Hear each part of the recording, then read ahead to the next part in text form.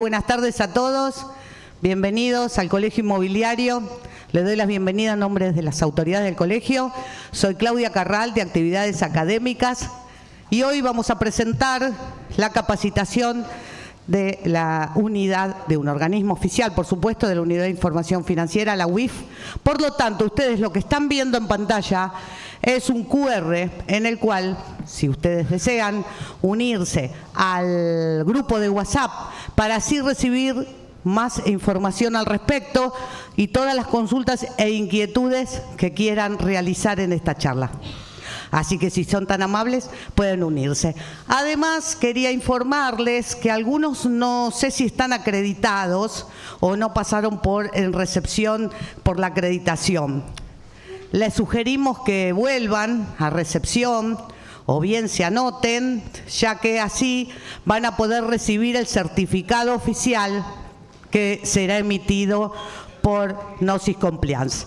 Así que les agradecemos y bueno, quiero presentar en un minuto a la autoridad, al vicepresidente, para que dé la apertura oficial de la charla.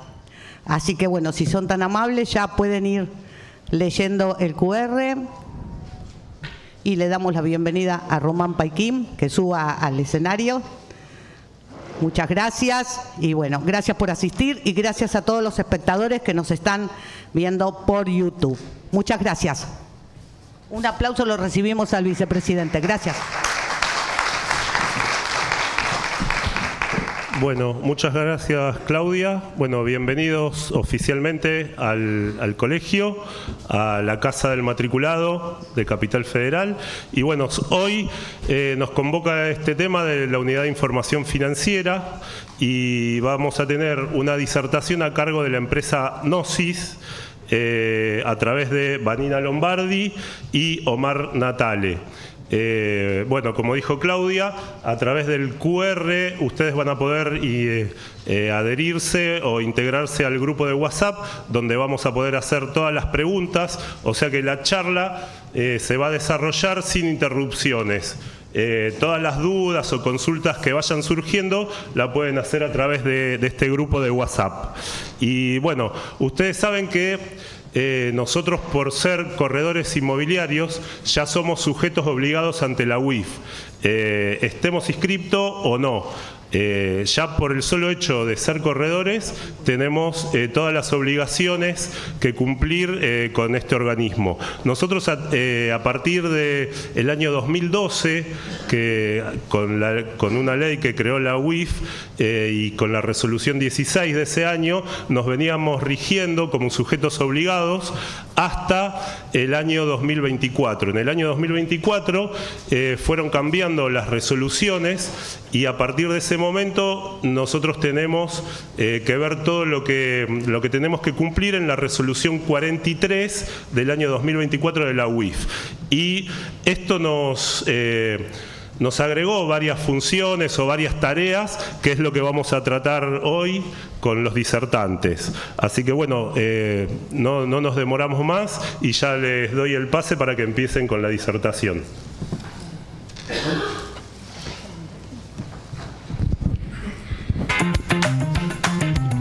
Hola, ¿qué tal? Buen día, bienvenidos a todos, gracias por venir a la charla. Bueno, ahí tendríamos que poder ver en la pantalla la presentación.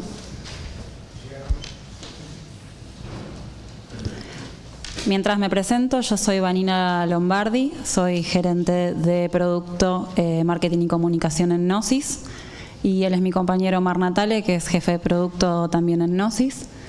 Bien, ahí se ve la presentación. Bueno, como comentó Román, lo que vamos a hacer es ahondar un poco en la resolución 43 de 2024 de la UIF, que es la que atañe al sector inmobiliario. Vamos a hacer un paseo por la resolución. Es una resolución larga, así que algunos puntos los sinteticé y esta presentación seguramente se las van a compartir, por eso algunas Algunos slides quizás los pase un poquito más rápido, que tienen listas bastante largas de temas, pero la idea es que se vayan con un pantallazo general de lo que exige esta resolución y de algunas definiciones que tiene, ¿sí? Y acá mi compañero vamos a ir mostrando también algunas partes del servicio que Gnosis tiene para cumplir con algunos de estos requisitos que pide la Unidad de Información Financiera. Como mencionaron, tienen el SQR para luego mandar las preguntas, y cuando terminemos con la exposición vamos a ir viendo de responderlas, ¿sí? ¿Se escucha bien, no? Bien. Bueno, esto ya lo mencioné, así que avanzamos. El temario son definiciones de la norma, elementos básicos del sistema de prevención, los datos que hay que pedir en caso de que de clientes, personas humanas y jurídicas, la segmentación en niveles de riesgo y los tipos de debida diligencia, los supuestos que implican un mayor riesgo de lavado o financiamiento del terrorismo. SLAFT es lavado de activos, financiamiento del terrorismo, es una sigla que se repite mucho en la norma. ¿Qué es un perfil transaccional? Las operaciones inusuales, los reportes de operaciones sospechosas o ROS y los reportes sistemáticos, ¿sí? Bueno, arrancamos con, creo que lo más relevante quizás para ustedes, que es saber qué parte de su actividad está alcanzada. La UIF, como saben, regula a un amplio espectro de sujetos obligados, y en algunos casos no hay diferenciaciones por tipo de actividad dentro del sujeto obligado. Por ejemplo, un banco es sujeto obligado siempre. En cambio, ciertos sectores de actividad son sujetos obligados cuando realizan determinadas actividades que la norma denomina actividades específicas, que son las que están alcanzadas.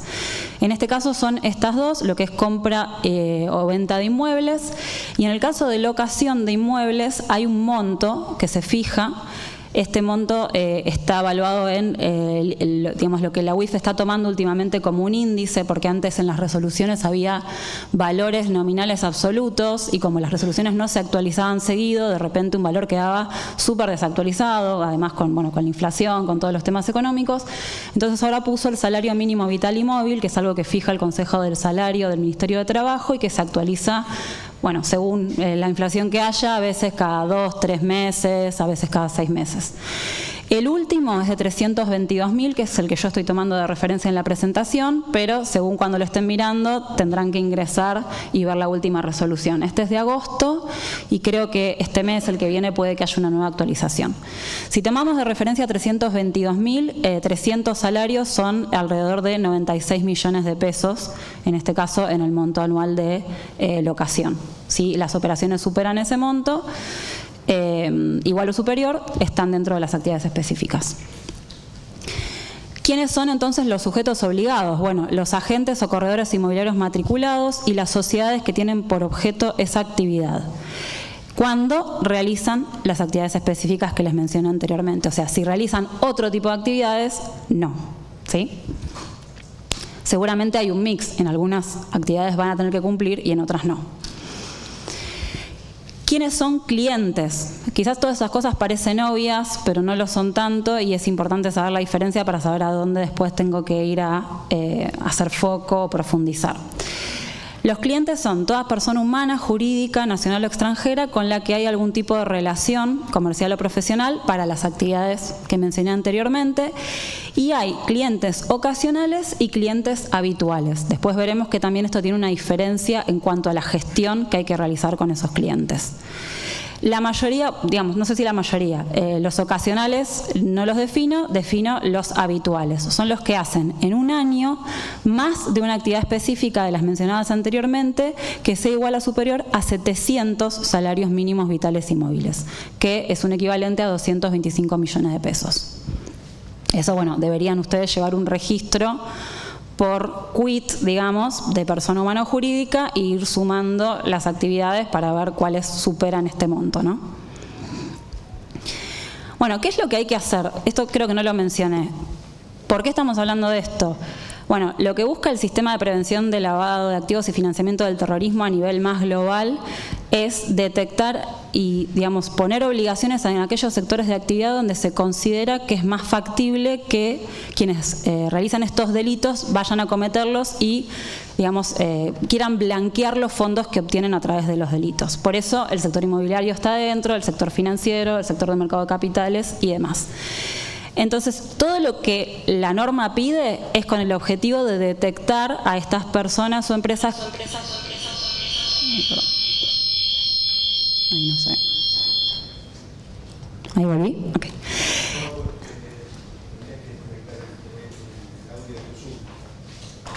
El audio del Zoom tuyo tenés que desconectar.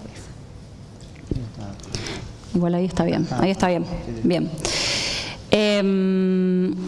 Detectar las actividades inusuales que puedan hacer a través de ustedes. Yo por ahí voy a decir nuestro como si yo fuera uno de ustedes, pero para que se entienda. Perdón, cosas que pasan.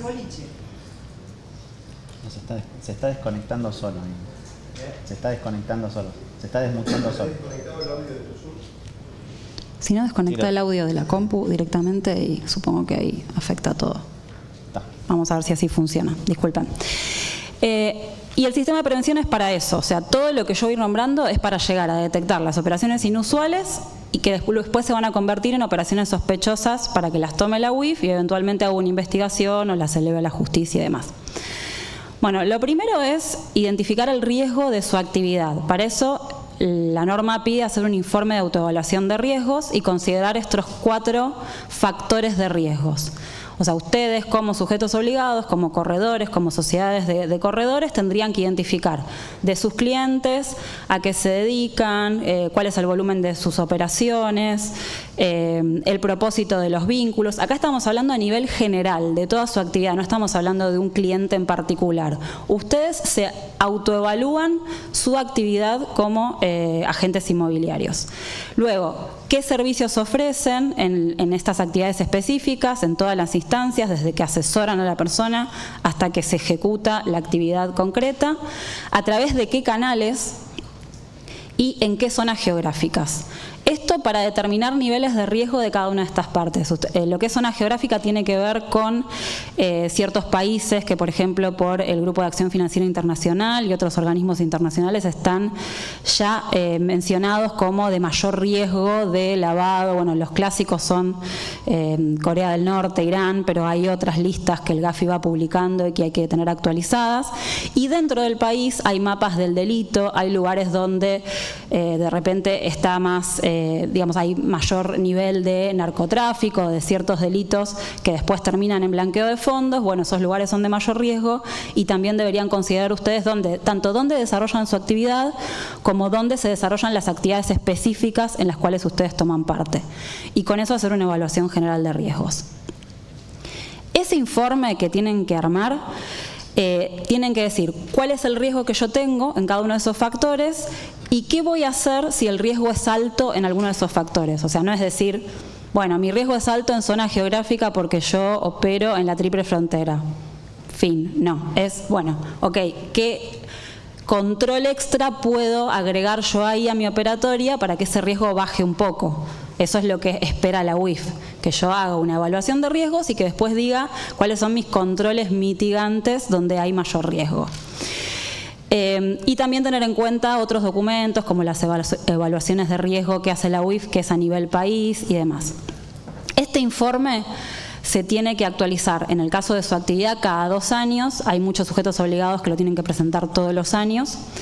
Y la metodología, o sea, todo esto de los factores de riesgo y demás, cada 4. Por lo que vi en la norma, le digo por lo que vi porque me mencionaron antes de empezar la charla que algunos reportes que tenían que presentar este año se fueron prorrogando, entonces no sé si puede llegar a pasar algo parecido con esto. Pero en principio el primer informe y metodología lo tendrían que presentar al 30 de abril del año próximo y debería incluir en los periodos, como es bianual, de todo el 2024 y todo el 2025. ¿Sí? Eso sería la autoevaluación. El informe de autoevaluación de riesgos, sí. Bueno, todos estos elementos no voy a listarlos todos porque vamos a hablar en detalle de ellos ahora en las diapositivas que siguen, pero serían como los elementos mínimos que debería tener su sistema de prevención, ¿sí? De todo esto vamos a ir mencionándolo más adelante. Todavía no, lo tuyo no. Bueno, tienen que tener un manual de prevención de lavado de activos y financiamiento del terrorismo que hay que revisar cada 2 años. Y si surge una norma nueva, o sea, si ustedes lo terminan hoy y el año que viene surge una norma nueva para su sector o para PEP o para terroristas, bueno, esa partecita la tienen que actualizar, no pueden esperar a que pasen 2 años.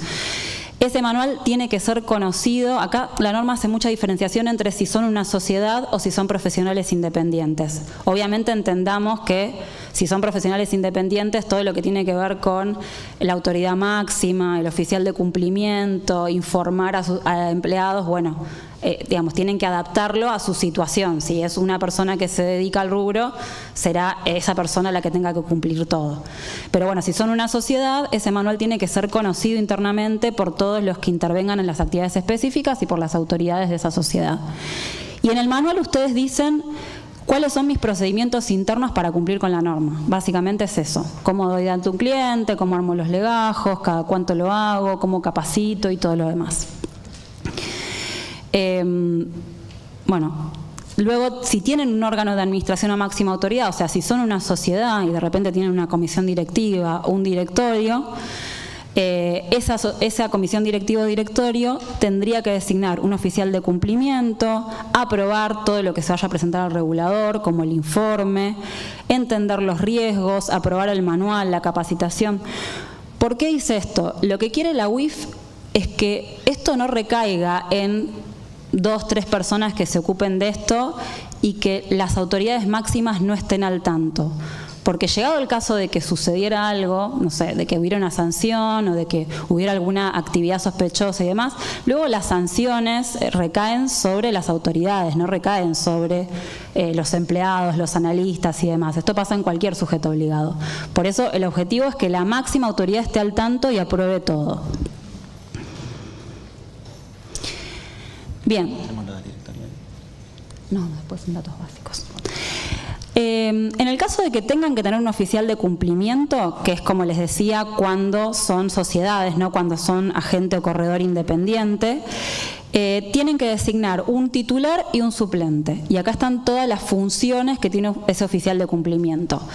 Yo les puedo decir mi experiencia de haber trabajado en bancos, en compañías de seguros, que obviamente tienen una estructura mucho más grande. Ahí en general el oficial de cumplimiento es un director, es parte del directorio y es la persona que tiene que proponer las políticas, elaborarle el informe. En la práctica no es la persona que realmente lo hace, tiene un equipo de gente, pero es la que da el visto bueno y el ok final y, digamos, pone la firma.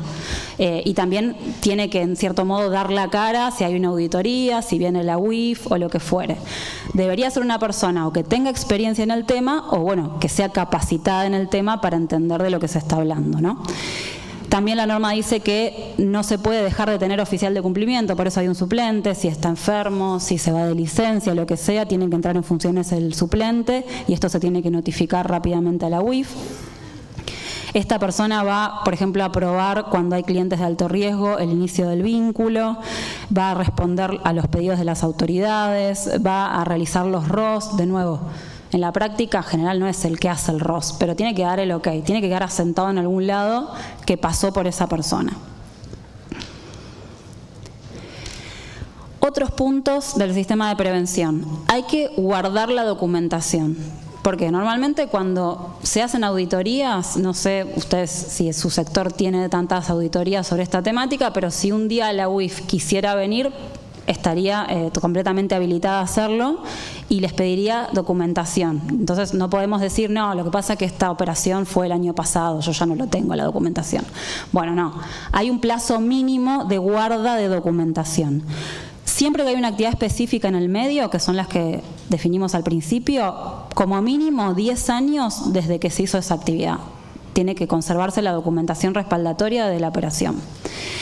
Y después, si yo recabo documentación de clientes para armar legajos, para debida diligencia, que lo vamos a ver más adelante, ahí se amplía, porque es como mínimo 10 años, pero desde que esa persona dejó de ser cliente, si es un cliente habitual, o realizó la última actividad específica conmigo como sujeto obligado, siempre lo que ocurra último.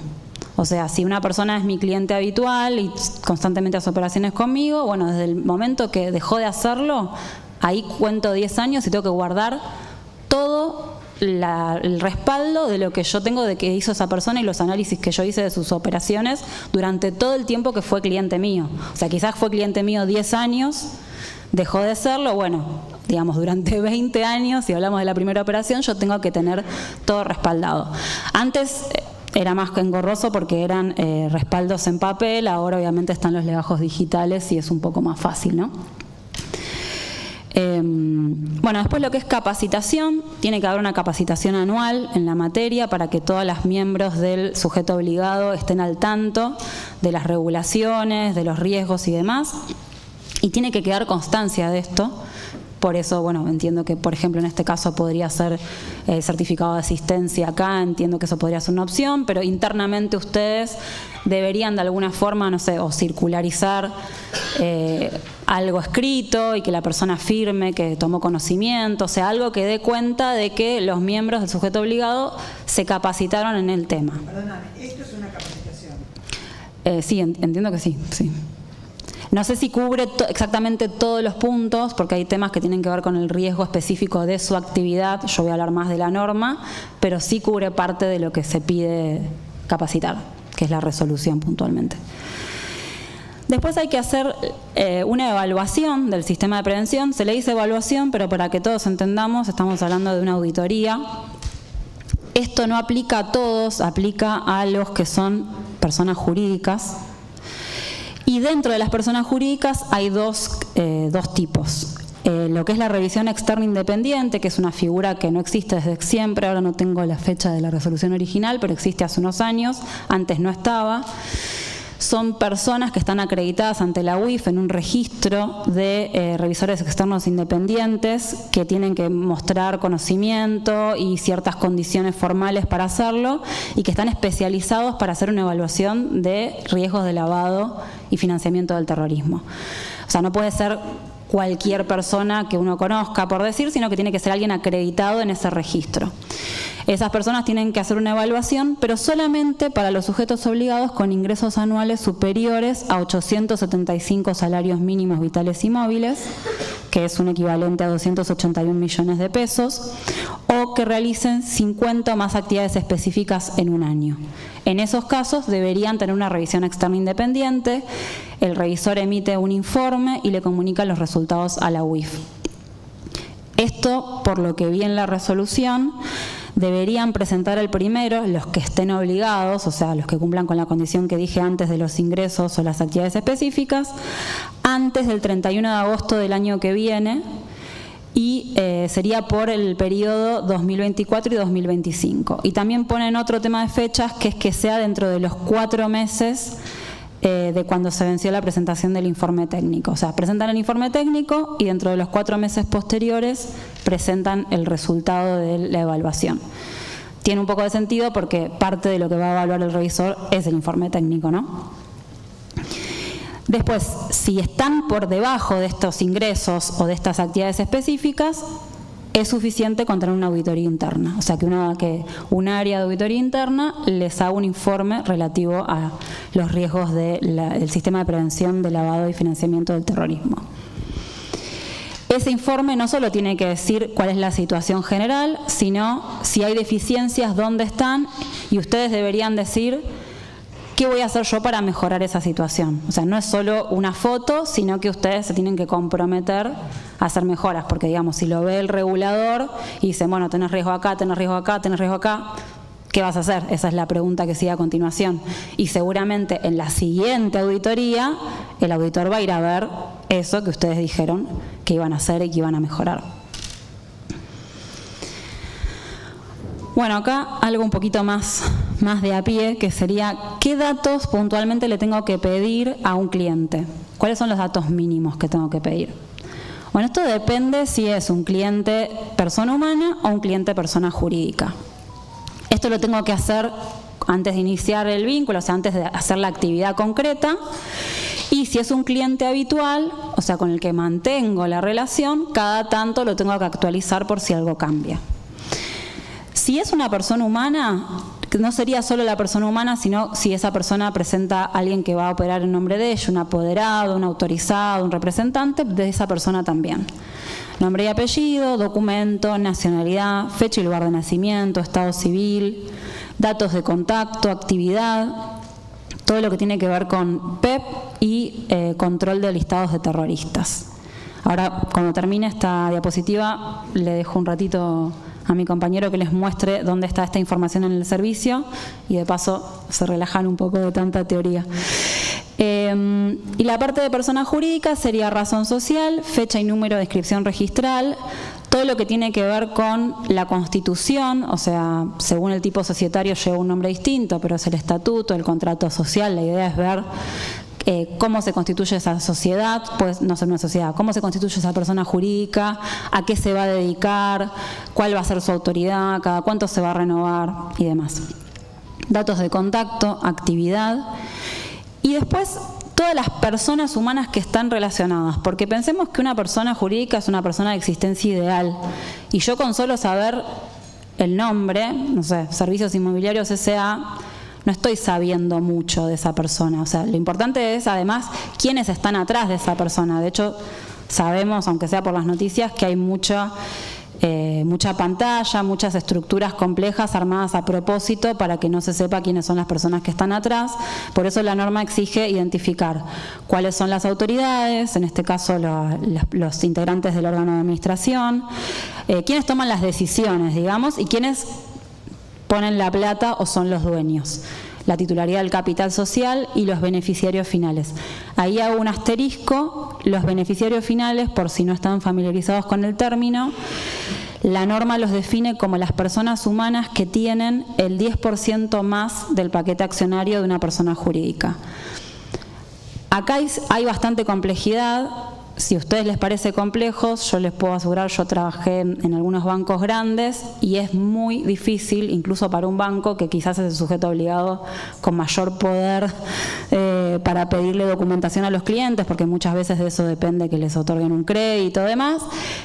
Es bastante complejo llegar a identificar los beneficiarios finales de ciertas sociedades, porque a veces tienen, no sé, empresas offshore, tienen un entramado muy complejo, pero bueno, si vamos a la teoría o a lo ideal, lo que la UIF pide es, llegame hasta la última persona o personas que tengan el 10%, y a veces eso es como una mamushka.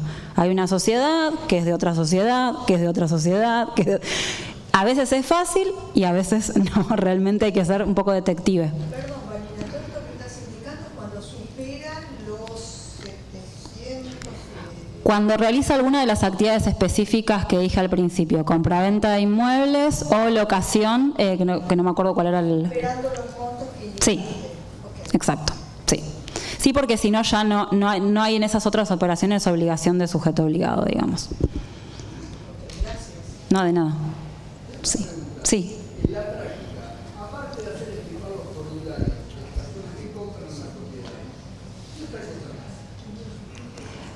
En la práctica, y bueno...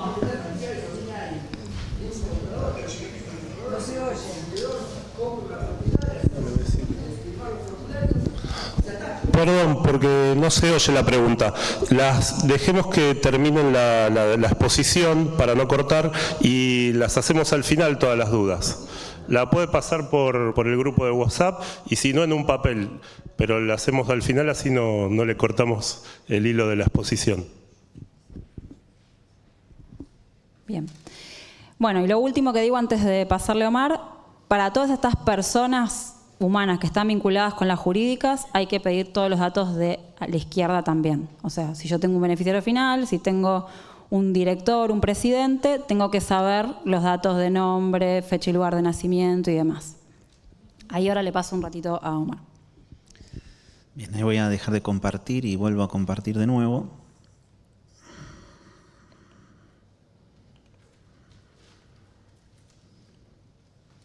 Deme un segundito. Bien. Está bien, gracias.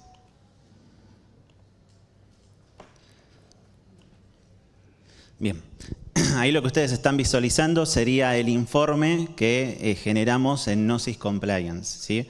Este informe tiene un compendio de toda la información de la cual disponemos, con la cual está dividida en secciones. ¿Sí? Por ejemplo, información general, con lo que vimos recién en lo que presentó Vanina en cuanto al quit, la actividad que desarrolla, el domicilio fiscal, el domicilio alternativo, ¿sí? Estos datos que hemos visto. También el nivel socioeconómico, ¿sí? En este caso, bueno, no lo dije antes, estamos consultando una persona física, ¿sí? Algo interesante que tiene esto, que ni bien uno consulta, como ustedes pueden ver, tiene dos etiquetas. Estas etiquetas son dinámicas, pueden aparecer dependiendo de la condición de la persona. En este caso, lo que me indica es que esta persona corresponde a una persona expuesta políticamente. Así que ya rápidamente puedo identificar que corresponde a un PEP. Y segundo, la MDR es matriz de riesgo, en este caso un nivel medio.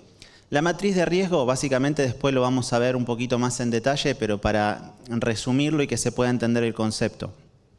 Es una herramienta en la cual yo puedo configurar ciertas variables y cuando consulto a una persona, el sistema evalúa esas variables y me calcula cuánto riesgo me representa esa persona, ¿sí?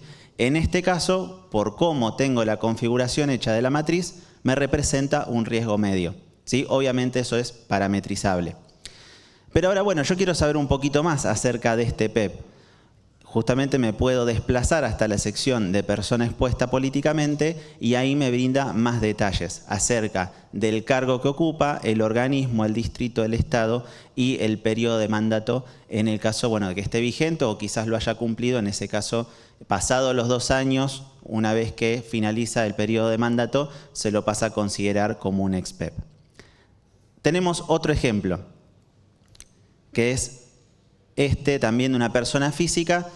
Este tiene una etiqueta adicional, ¿sí? Como pueden ver, que es la de sujeto obligado. O sea, no solamente es persona expuesta políticamente, sino que además tiene una condición de sujeto obligado, o sea que está registrado en la UIF. Si yo me voy a fijar justamente a la sección de la UIF que tenemos, acá me indica que está registrado bajo este tipo de sujeto obligado, ¿sí? El informe viene aparte con el certificado de la UIF, por lo cual cuando yo imprimo esta información, que como bien dijo Vanina, esto hay que almacenarlo, lo que es documentación y las investigaciones que hagamos, yo puedo descargarme este informe y se descarga lógicamente lo que es el certificado también de sujeto obligado. Esto no solamente mostramos cuándo o podemos visualizar cuándo efectivamente está registrado en la UIF, sino también aquellos casos que por ahí no lo están y están incumpliendo de cierta manera, ¿sí? Imagínense a alguien que tiene una actividad económica en la cual debería estar registrado en la UIF y no lo está. ¿Cómo me doy yo cuenta de eso? ¿Cómo me doy cuenta de que debería estar registrado en la UIF? Bueno, el sistema actualmente tiene una lógica que justamente en esos casos muestra con un pequeño apartado, un pequeño título que dice que es un posible sujeto obligado, ¿sí? Por su actividad económica debería estar registrado en la UIF y no lo está.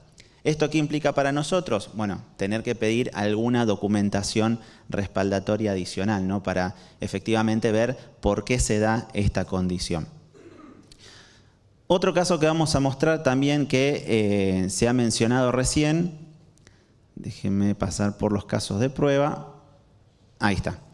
Habíamos visto que teníamos que ver en la presentación el tema del directorio, ¿sí? ¿Cómo sé yo de dónde saco esa información? Bueno, este informe también, en este caso, estoy consultando a una persona jurídica, repasamos un poquito la información, ¿sí? General en cuanto a la facturación estimada anual, el contrato social, la cantidad de empleados que tiene, la cantidad de edad en trayectoria. Tenemos bastantes datos básicos que son también los que pide la norma, junto con lo que es las actividades económicas. Pero ahora vamos a ir a lo que es, dentro de todas estas que ven aquí, son todas secciones y con toda la información que posee el informe, queremos puntualizar en lo que vimos en la presentación, que es boletinos, edictos y sociedades. ¿Qué es esto de boletines? Bueno, lo que es el BORA, ¿sí? El Boletín Oficial de la Nación, nosotros extraemos esa información, la exponemos en el sitio, pues es información pública, pero como detalle adicional lo que hacemos es marcar a aquellas personas involucradas. Y acá, como ven, el último que tenemos procesado es del 4 de julio del 2025 y aquí es un cambio de directorios. Y si uno se pone a leer, menciona la renuncia de un director suplente, ¿sí? Y el nombramiento de otros directivos.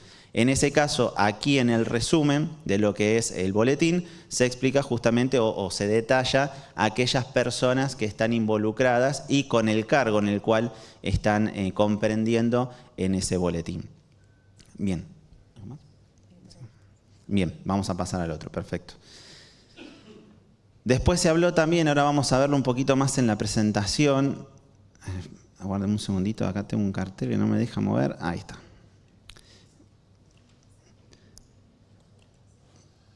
Bien, vamos a ver algo muy importante, que es el tema de la base de lavado de activos y financiamiento del terrorismo, ¿sí? O lo que es BASELAF, o sea, aquellas personas que están mencionadas, ya sean personas jurídicas o personas físicas, que están mencionadas en alguno de los listados internacionales de terrorismo, ¿sí?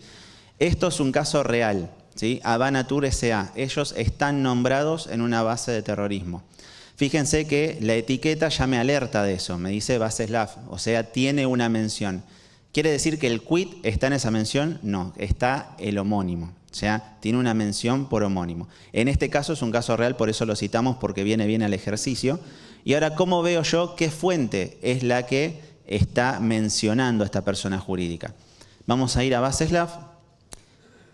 Y ahí lo que me muestra justamente en esta entidad se lo menciona 4 veces en lo que es la fuente OFAC, ¿sí? Por ejemplo. ¿Sí? Con sus distintos alias, ¿no? Nosotros actualmente, como ustedes pueden ver aquí, estamos consultando 9 fuentes, ¿sí? Oficiales. Actualmente las que son obligatorias por la resolución son las de REPET y las de la del Consejo de Seguridad de las Naciones Unidas, ¿sí? Ahora vamos a ver un ejemplo de una persona que está en REPET. Por ejemplo, esta tiene una mención en BASELAF. Si uno va justamente a lo que es la correspondiente sección, lo que menciona es la fuente REPET, ¿sí? Que es la fuente nacional. Y en este caso estamos seguros de que es la persona porque la fuente ya te da el número de quill. Así que no hay dudas, es esta persona que está mencionado en esa fuente oficial. Bien, como dijimos, esto uno al descargar, se lo puede descargar a la PC y eso se puede almacenar, ¿sí? Todo lo que es esta información. Bien, ahora al paso a Vanina y continuamos con la presentación. Gracias. Ahí me di cuenta que tenía que hacer un par de aclaraciones con lo que dijo Mar. Primero, PEP. Yo no voy a ahondar tanto en PEP porque sería como otra presentación aparte, es un tema bastante largo, pero voy a mencionar que hay una resolución que se va actualizando, creo que la última es 35, no me acuerdo si 2023, y hubo una a fines del año pasado, la 192-2024, que la modificó. Para decirlo rápidamente, los PEP son los funcionarios públicos, hay que darles un tratamiento especial porque tienen mayor riesgo de incurrir en el delito de corrupción, que es uno de los delitos precedentes del lavado de activos, y están los funcionarios públicos y personas vinculadas a ellos, también la norma los considera PEP, familiares directos, socios y demás. A los PEPs hay que darles un tratamiento especial, a veces hay que pedirles más documentación, a todos los clientes en realidad hay que pedirle que completen una declaración jurada donde declaran si son o no PEPs, pero también hay que tener alguna base de control, que por ejemplo nosotros tenemos una desde Gnosis, pero en general son todas privadas, porque no hay ningún listado oficial, que donde estén todos los PEPs listados con quit y nombre, sino que hay que ir a buscar en la resolución quiénes son. Me refiero a quiénes son, qué cargos ocupan. La resolución no te dice tal persona es PEP, te dice el presidente es PEP, el vicepresidente, los ministros, los jueces. Bueno, hay que encontrar la lista de todas esas personas. Eso sería lo que es dar cumplimiento a la resolución de PEP, y por eso Omar ahí mostró un ejemplo en el cual vemos los PEPs en Gnosis. Y después, cuando dice dar cumplimiento a lo referido a prevención de financiamiento del terrorismo, es esto: buscar a las personas jurídicas o humanas en los listados de terroristas. En Argentina el obligatorio es el REPET, que lo arma el Estado Nacional, se basa un poco en el listado de Consejo de Seguridad de las Naciones Unidas y le agrega personas o entidades que el gobierno argentino considera que son terroristas o que sí que realizan actos terroristas. Esto hay que controlarlo. Antes de establecer el vínculo, o sea, uno no puede establecer un vínculo comercial o profesional con una persona que esté en una base de terroristas. Eso está prohibido. Y también, si es un cliente habitual, hay que hacerlo durante la relación, como para ver si cambió, porque los listados se actualizan, hay gente que entra, que sale. Ahora, el detalle de lo que dijo Mar es, los listados de terroristas no tienen quits. O sea, en el REPET pueden encontrar 1 o 2 quits, por eso yo le di un ejemplo, el que mostró Mar, pero en la mayoría son extranjeros, no van a tener quit, no van a tener ni siquiera un número de documento. Son los datos que los organismos que persiguen a los delincuentes pueden recabar. Incluso a veces tienen varios nombres, varias nacionalidades, varias fechas de nacimiento. Lo que hay es una coincidencia por nombre y uno tiene que buscar con los datos extras si es o no la persona. Por ejemplo, me buscan a mí, Vanina Lombardi, y les aparece una coincidencia con REPET, tendrían que ir a ver algún otro dato, porque puede ser otra Vanina Lombardi. Por ejemplo, mi fecha de nacimiento, mi nacionalidad, mi domicilio. Y bueno, si todo eso no coincide, pueden concluir que no es la misma Vanina Lombardi, digamos. Pero el control lo hicieron. Bien, esto que lo mencionó Mar con respecto a la matriz, la norma pide que se divide a la base de clientes en riesgo. O sea, además de los datos que mencioné antes, yo tengo que determinar de qué riesgo es mi cliente. ¿Cuáles son los riesgos disponibles? Riesgo bajo, riesgo medio y riesgo alto. A cada uno de estos riesgos le corresponden distintas acciones de parte del sujeto obligado. Esto que cuento para ustedes aplica a todos los sujetos obligados del sistema. Acá es como bastante uniforme la clasificación. Tengo que tener en cuenta para clasificar en riesgo variables como si es una persona humana y jurídica, cuál es su actividad, de dónde vienen los fondos, cuánto transacciona, su nacionalidad, qué servicios utiliza. Y ahí hago como un riesgo inicial. Que una persona sea de alto riesgo no necesariamente significa que vaya a cometer un delito, ni mucho menos. Simplemente significa que hay que ponerle un ojo más profundo a esa persona. De hecho, la operación sospechosa la puede hacer uno de bajo riesgo, uno de medio, uno de alto. Pero bueno, hay ciertos datos que a mí me dan la pauta de acá tengo que poner un poquito más de cuidado y tengo que hacer un control un poco más profundo. Como les decía, cada tipo de riesgo equivale a un tipo de debida diligencia y también tiempos. Lo que es riesgo bajo se llama debida diligencia simplificada y con los datos que les mencioné antes sería suficiente, o sea, con los datos básicos que les dije antes. Si yo dije que es riesgo bajo, junto a esos datos los tengo guardados, los conservo por el tiempo de conservación y los actualizo cada 5 años. Y con eso estaría bien, digamos. Después, lo que es riesgo medio, además de datos, voy a tener que pedir documentación de actividad económica y origen de fondos. Eso se lo puedo pedir a mi cliente o si consigo alguna fuente externa que me lo provea, también la puedo utilizar. Para dar un ejemplo, en los informes de Gnosis tenemos algunos balances de empresas. El origen de fondos de una empresa suele ser el balance. Entonces, si ustedes consultan un informe y pueden obtener el balance, o si la empresa tiene aperturada la información en CNB porque cotiza en bolsa, bueno, no tengo que pedirle además el balance al cliente. Si yo lo obtuve por otro medio y me sirve, ya está. Me lo guardo en el de abajo y listo. Eso es cada 3 años. Y después están los de riesgo alto, que son los más complicados. Y ahí hay que actualizar la información una vez por año. Algunos sujetos obligados lo hacen incluso más seguido. Y tengo que entender todo. O sea, para tenerlo en claro, si viene una auditoría, seguro me va a pedir la lista de clientes, seguro me va a pedir cómo los dividí en riesgos y seguro va a ir a mirarlos de alto. O sea, sería lo más lógico. Entonces, esos legajos tienen que estar súper completos. Yo tengo que haber entendido bien qué está haciendo esa persona conmigo, por qué está justificado, de dónde sacó la plata y demás. Suelen ser los menos, así funciona el esquema basado en riesgos. O sea, uno si hace bien su análisis de riesgo, si tiene 100 clientes, el de alto riesgo por ahí son 2, por decirles algo. En el banco los clientes de alto riesgo son menos de un 1% de la cartera de clientes. Lo que pasa que, bueno, en una cartera de un banco por ahí es un montón. Pero digo, es piramidal esto. Debería ser, la mayoría son riesgo bajo, algunos son riesgo medio y muy pocos deberían ser riesgo alto. Si tengo muchos clientes de riesgo alto, hay algo que por ahí no estoy haciendo bien. Quizás no estoy evaluando bien el riesgo, quizás estoy en negocios demasiado riesgosos, no sé, habría que evaluarlo, pero lo importante es saber que cuando tengo clientes de riesgo alto los tengo que conocer más y tengo que tener más documentación. ¿Quieres mostrar?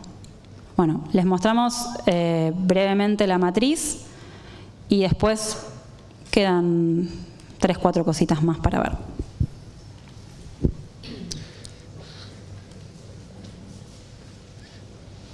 Bien, ahí estamos viendo, donde estoy posicionado ahora es el módulo de matriz de riesgo. Esto lo que me va a permitir es configurar mi propia matriz. Si bien Gnosis ya trae algunas por defecto, que son estas dos, ¿sí?, las que tienen el simbolito de Gnosis, se puede configurar una propia en base a nuestro propio negocio, claramente, ¿no?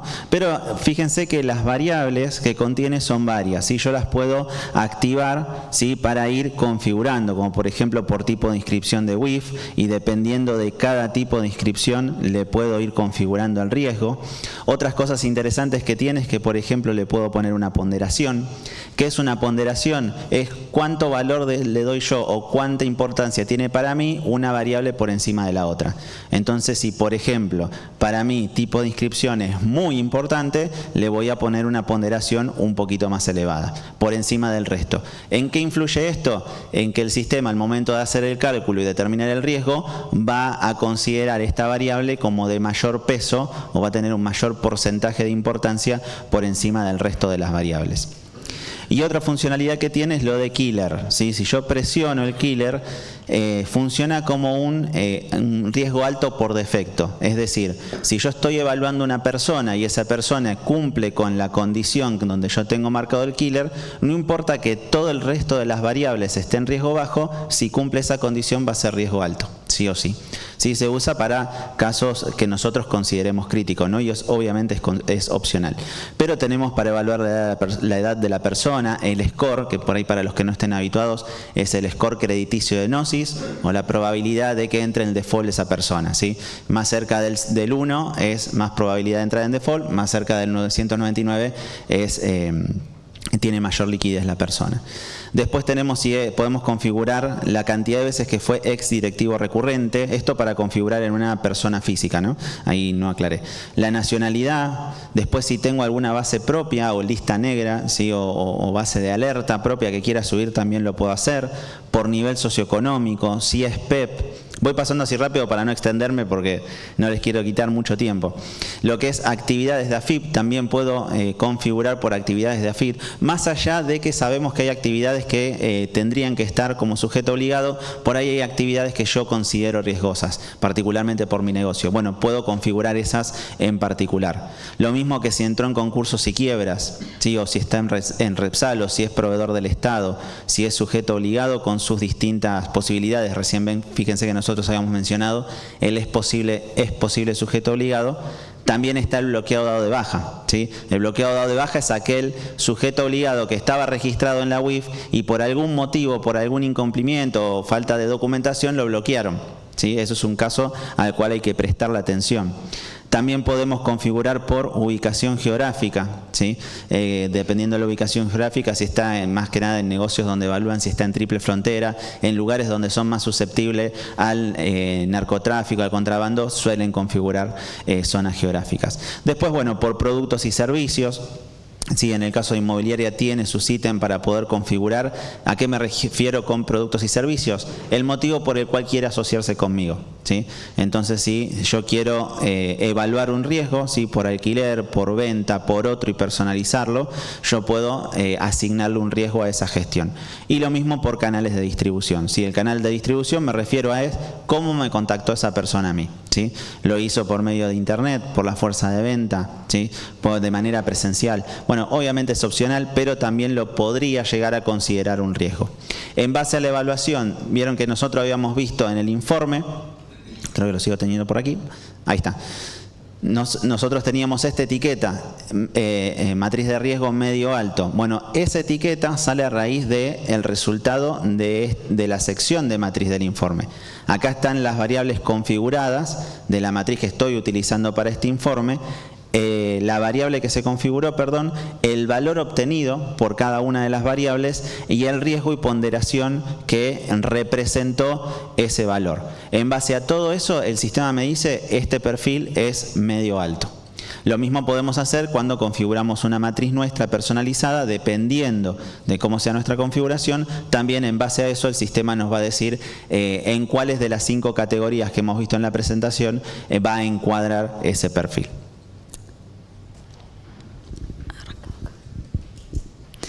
Bueno, lo importante de esto es, independientemente de si se hace a través nuestro o no, para poder segmentar en riesgo tienen que tener una matriz de riesgo. Algunos hacen desarrollos propios. Al principio había muchas personas que lo hacían en planillas de cálculo.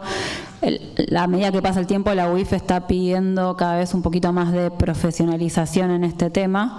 Pero bueno, ustedes tienen que tener las variables, tienen que saber el riesgo y tienen que poder poner una persona con los valores que tenga en cada uno de estos puntos y que salga el nivel de riesgo. Y eso tenerlo guardado, saber de sus clientes cuál es el nivel de riesgo de cada uno. Y si cambia a lo largo del tiempo, eso lo deberían hacer correr, no les digo constantemente, pero no sé, por lo menos cada 6 meses les diría, tendrían que hacer una corrida para ver si algún riesgo cambió, porque no sé, obviamente la nacionalidad, digamos, no va a cambiar, pero la actividad puede cambiar, no sé, alguna otra variable, la condición de PEP puede cambiar y quizás alguien que era bajo pasa a ser alto o viceversa. Y eso lo tienen que poder saber. Bueno, otra cosa que pide la norma que es muy importante es el perfil transaccional. O sea, si yo conozco a mi cliente, yo tengo que saber hasta dónde es lógico que esa persona transaccione. Yo lo voy a explicar con un ejemplo que yo entiendo bien, que es de donde he trabajado, que es en el banco, que es si yo tengo los ingresos mensuales de determinada persona, porque tengo su recibo, tengo alguna declaración impositiva, lo que fuera, y determino que es lógico y coherente que esa persona opere 5 millones de pesos por mes, yo debería establecer controles y si esa persona opera 10 millones de pesos en un mes, yo debería darme cuenta que se fue de su perfil transaccional. Para eso se fija el perfil transaccional, para tenerlo de base, porque no podemos fijar un perfil único para todo el mundo, porque todas las personas son distintas, se dedican a distintas cosas y tienen distinto nivel de ingresos. Yo lo di el ejemplo con una persona humana, pero también puede ser una jurídica, que no quiere decir que porque haya hecho eso sea algo necesariamente malo o delictivo. Probablemente tenga una explicación. De hecho, en el rubro de ustedes, yo cuando estaba en el banco me pasaba mucho que cuando se elevaba mucho el perfil, muchas veces de una persona humana, era porque de repente había vendido una propiedad, había vendido algún bien y presentando la escritura de venta, para nosotros era suficiente justificación. Pero bueno, estábamos parados de otro lado, ¿no? Y ahora vamos a entrar en lo que es operaciones inusuales, operaciones sospechosas y reportes. Eso sería la última parte.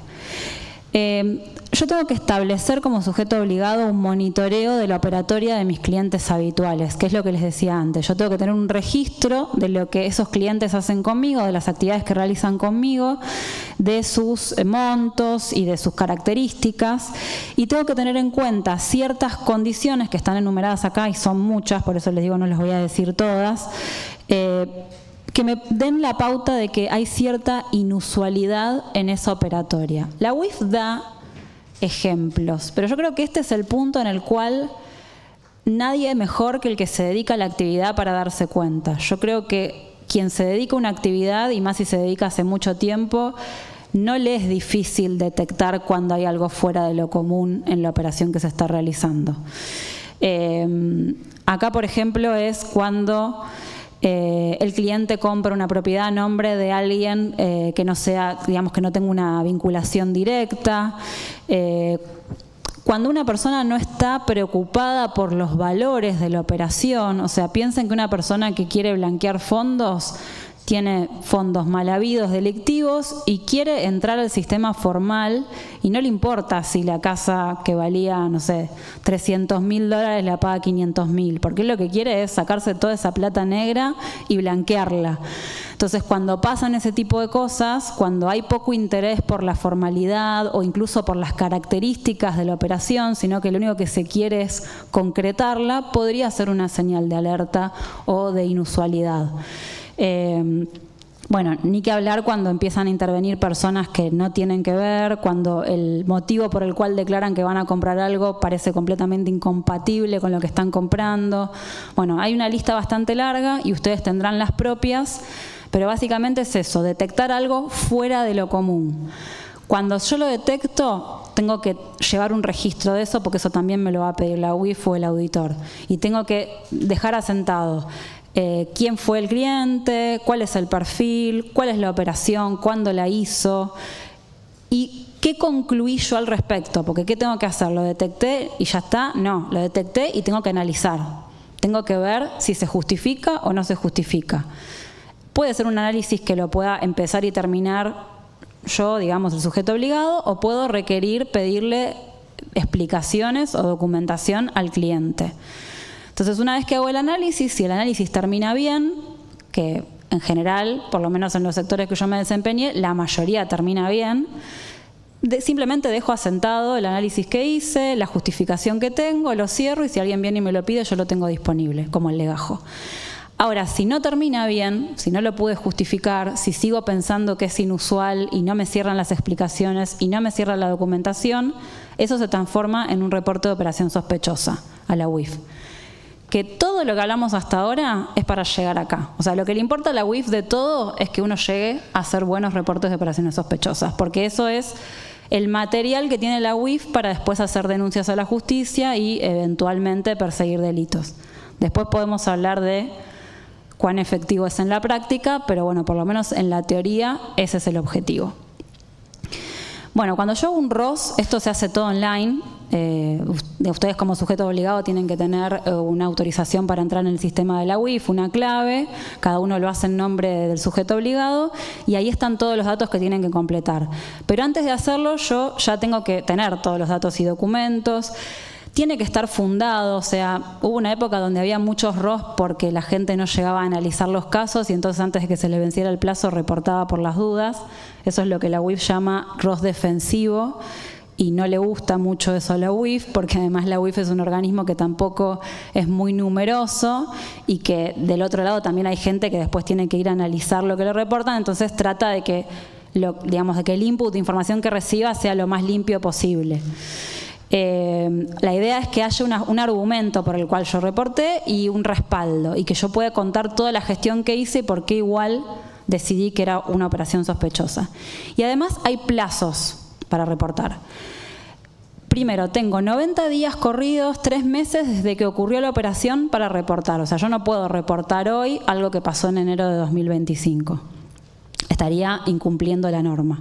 Por eso, generalmente, acá, no sé ustedes qué volumen pueden tener, pero en los bancos está siempre uno analizando hoy las operaciones de hace 2 meses por el volumen para ver si llego a reportarla cuando se cumplan los 3 meses.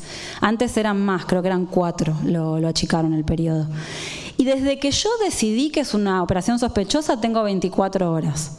O sea, tengo 3 meses desde que pasó, pero desde que yo la analicé dije, esto no me cierra, tengo 1 día. Acá, seamos inteligentes, esto es lo que yo dejo asentado en mi sistema, digo, cuando yo sé que la voy a reportar, si ustedes saben que no van a tener tiempo de hacerlo dentro de las 24 horas, bueno, asienten la conclusión cuando ustedes sepan que van a tener tiempo de cargar el ROS. Digo, no la asienten hoy y lo carguen la semana que viene, porque después les va a quedar desfasado ese tema. Mientras que lo hagan dentro de los 90 días está bien. Y después, si es financiación del terrorismo, o sea, por ejemplo, es raro detectar una operación de donde ustedes crean que la persona está queriendo financiar terrorismo, pero podría ser, o también podría ser que hayan encontrado un terrorista que forma parte de una operación con este control de listas, tienen 1 día, 24 horas, porque obviamente los delitos de terrorismo son bastante más graves que los de lavado de activos. Lo mismo cuando es financiamiento de proliferación de armas de destrucción masiva. Y el punto que quedó abajo no es poco importante, los ROS son confidenciales. Si hay alguna persona en particular dentro del sujeto obligado que se encarga de este tema, esto no debería ser un tema que se ventile a nivel general, y ni muchísimo menos a la persona que está siendo reportada. O sea, eso está prohibido. El mejor ejemplo es el de uno que sea por terrorismo, porque bueno, obviamente imagínense que si efectivamente la persona es un delincuente, alertarlo de que uno lo está reportando es riesgoso para uno, para la integridad de uno mismo y también para lo que luego tienen que hacer las autoridades con eso, porque obviamente la persona alertada enseguida va a desaparecer, ¿no? Y luego están los reportes sistemáticos, que serían los reportes que los ROS están obligados a hacerlo siempre y cuando haya una operación para reportar. No es que yo tengo que hacer sí o sí un ROS. Sería raro que en, no sé, N años de actividad no encuentren nunca una operación sospechosa para reportar, pero no es que la tienen que crear. Tiene que ser algo que ustedes hayan analizado y que realmente consideren que corresponde. Y si no, no hay ROS, digamos. En cambio, los reportes sistemáticos son obligatorios siempre. Hay dos tipos de reportes, el reporte mensual de actividades específicas, que es justamente las actividades que mencioné al principio, que son las que los convierten en sujetos obligados, las tienen que reportar a mes vencido. Del 1 al 15 de cada mes tienen que reportar las operaciones realizadas el mes anterior. Según dice la norma, no sé si esto sí se cumplió, arrancó en febrero de este año. Eso sí, bien. Bueno, eso también piensan, ¿no? ¿Para qué lo quiere la UIF? Y para después ir a buscarlos cuando haya una auditoría o algo y ya saben cuáles son los clientes de ustedes sobre los cuales ustedes deberían haber armado un legajo, deberían haber hecho un control, porque son justo los de las actividades específicas. Lo mismo si tienen una auditoría y ven que alguno fue omitido de este reporte, eso también puede ser levantado como algo, ya sea por acción o omisión, eso va a ser levantado como un punto negativo. Y después este sí es el que me mencionaron, que si bien tenía una fecha, se fue prorrogando y todavía no lo tuvieron que presentar, que es el reporte sistemático anual, que es más un reporte para conocer las características del sujeto obligado. Por eso les pido información sobre ustedes como sujetos obligados.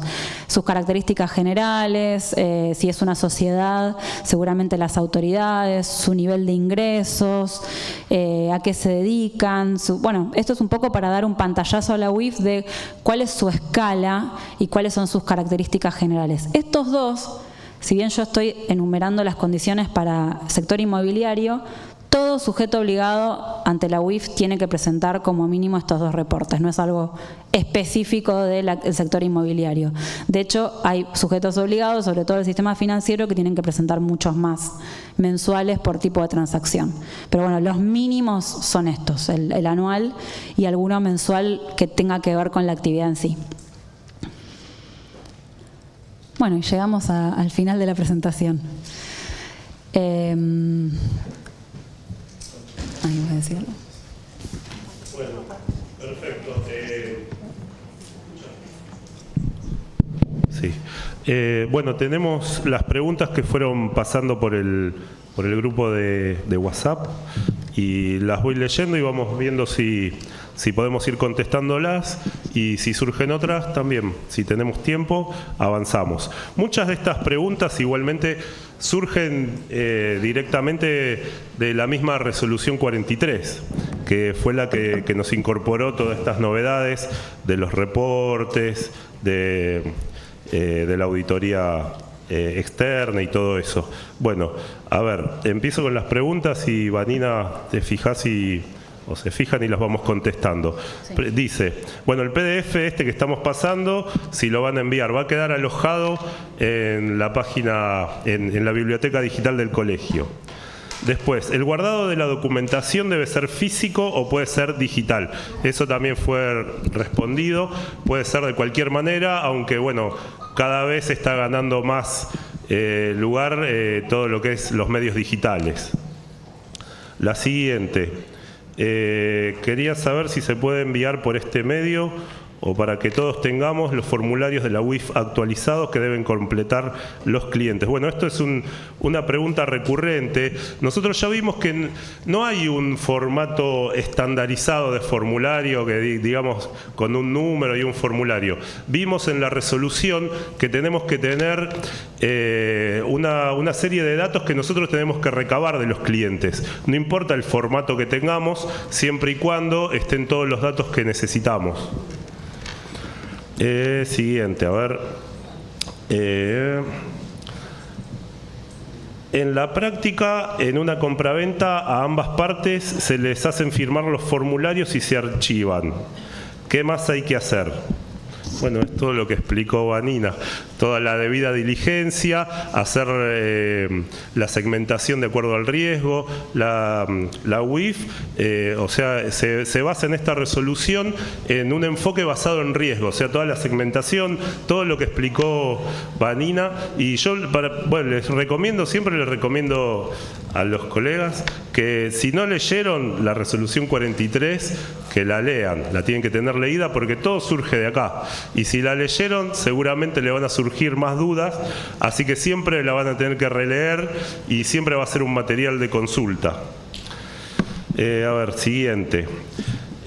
¿Para qué sirve la búsqueda en sociedades? Primero, que el escribano lo pide, y segundo, se pretende que hagamos una investigación de toda la sociedad en una compra. Bueno, a ver si Vanina me ayuda, porque lo que busca la UIF es la trazabilidad del dinero. Muchos colegas dicen, ¿y por qué tengo que hacer esto si después llega el escribano? Son pasos distintos de la operación, y si llega un escribano es otra etapa. Lo mismo si va al sector financiero, el dinero está en el banco, después está en el área que nos compete a nosotros y después por ahí llega un escribano. Es la trazabilidad del dinero. Sí, exactamente, y además cubriendo un rango más amplio de actividades se aseguran más de efectivamente lograr el fin deseado, porque digo, si quizás tienen en cuenta solo una de las actividades que intervienen y alguna de esas falla en el camino, lo que se pierde es bastante...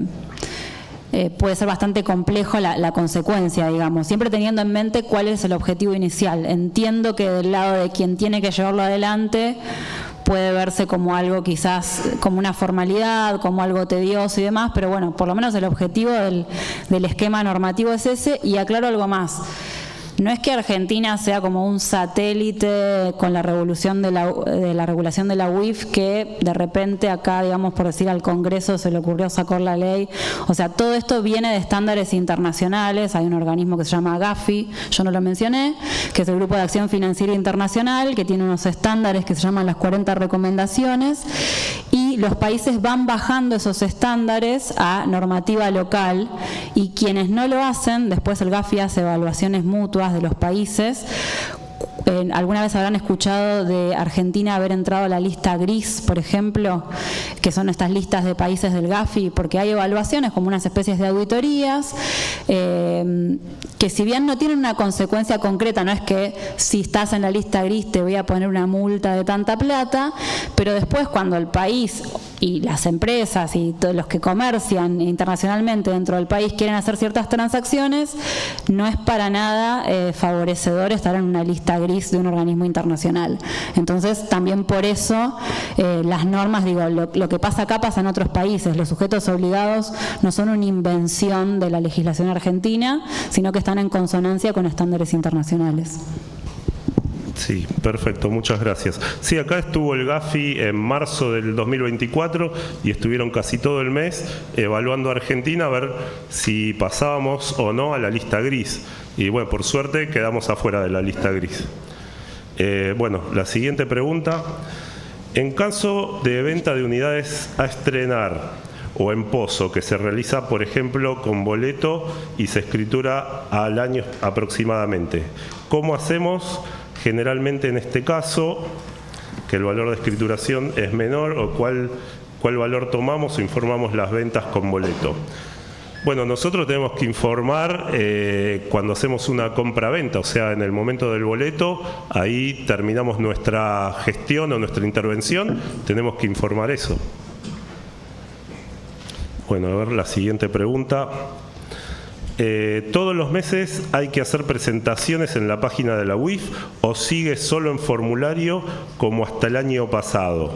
Bueno, no sé quién preguntó esto, pero está vigente el reporte sistemático mensual, como lo vimos hace un rato, en forma mensual del 1 al 15 del mes siguiente. Y esto está vigente desde el mes de enero de este año, por el año 24, o sea, estamos informando ya todo el año, ya vamos por el mes de octubre, ya tenemos que haber informado octubre, perdón, del año 25, no, perdón, el reporte anual va a ser el 24.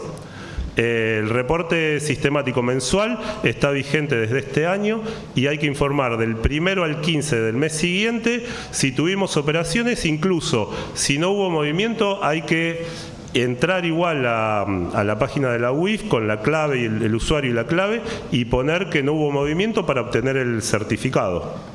¿Hay un monto mínimo para eso? ¿Para qué RSL? No. Para el reporte sistemático mensual, lo que es, está mezclando con... No, sí, hay dos reportes. El mensual es el que tienen que tener en consideración solo las actividades específicas. Compra-venta de inmuebles, no hay monto, o sea, toda compra-venta de inmuebles. Y si es locación, monto anual igual o superior a los 300 salarios mínimos vitales y móviles, que ahora no tengo acá en vista, pero consideren que hoy es 322.000 pesos el salario mínimo vital y móvil. Eso va variando, sí varía el salario mínimo vital y móvil. Puede ser que el colega se confunde porque hace unos meses salió una resolución, pero para los escribanos, para informar el CITI. En el caso nuestro, el corredor inmobiliario sujeto obligado, tiene que informar todas las operaciones de compra-venta y las locaciones, como dijo Vanina, todo lo que supere los 300 salarios mínimos, que hoy en día, a los valores que tenemos del valor del salario, son alrededor de $5.600 para arriba. Bueno, a ver, pero tengo varias manos levantadas. Allá de atrás una señora. Ay, no sé si hay algún micrófono para alcanzarle. Espere que ahora, porque así escuchan todos y si no nos escucha en el streaming, no sé. Ya le alcanzamos un micrófono. De mientras sigo avanzando. Bueno, costo del servicio, compliance y modalidades. Después seguramente lo van a pasar por email. Sí, después con la lista de personas que asistieron les vamos a pasar información y el que esté interesado nos contacta. Otra pregunta, dice, ¿dieron como ejemplo de sospechoso por terrorismo a Habana Tour, que es la agencia de viajes de Cuba, que está hace más de 30 años en Argentina, o es un homónimo? No, en este caso que presentamos es la agencia real, sí, que está sancionada por la lista OFAC. Tengan en cuenta igualmente que la obligatoria, como habíamos mencionado, es REPET, que es la Argentina, y la del Consejo de la Seguridad de las Naciones Unidas. ¿Sí? Esas son las obligatorias según la norma. Esta OFAC es una lista adicional, ¿sí? Lo mismo que puede servir Canadá, Inglaterra, que son otras que también están en el servicio. Están, en este caso puntual, Habana Tour está sancionado en OFAC solamente, no en REPET. Pero bueno, ahí queda a criterio de ustedes poder considerarlo o no. Perdón, agrego algo más. Hay sujetos obligados que están obligados, valga la redundancia, a controlar otras listas, por eso nosotros las incluimos en el servicio. Sobre todo cuando son empresas por ahí que tienen casas matrices en el exterior, o sea, si tienes una casa matriz en Estados Unidos, te van a obligar a controlar las listas de Estados Unidos, entre ellas OFAC. O incluso si haces transacciones a través de bancos corresponsales con dinero a Estados Unidos, si vos ingresás fondos o haces algún tipo de transacción dirigida a alguna persona sancionada en OFAC, te van a congelar la cuenta y va a haber algún problema. Por eso estas listas las incluimos en nuestro servicio. Pero si ustedes transaccionan dentro de los límites de Argentina, no tienen ninguna obligación corporativa, con consultar REPET y Consejo de Seguridad de Naciones Unidas es suficiente. Bueno, y después acá hay otra pregunta que ya se respondió respecto a los reportes sistemáticos mensuales, si es por todo monto, y bueno, ya dijimos que las compraventas sí, y los alquileres a partir de ese umbral. Precisamente, allá, sí. La pregunta que yo tenía, el umbral de los 300 sueldos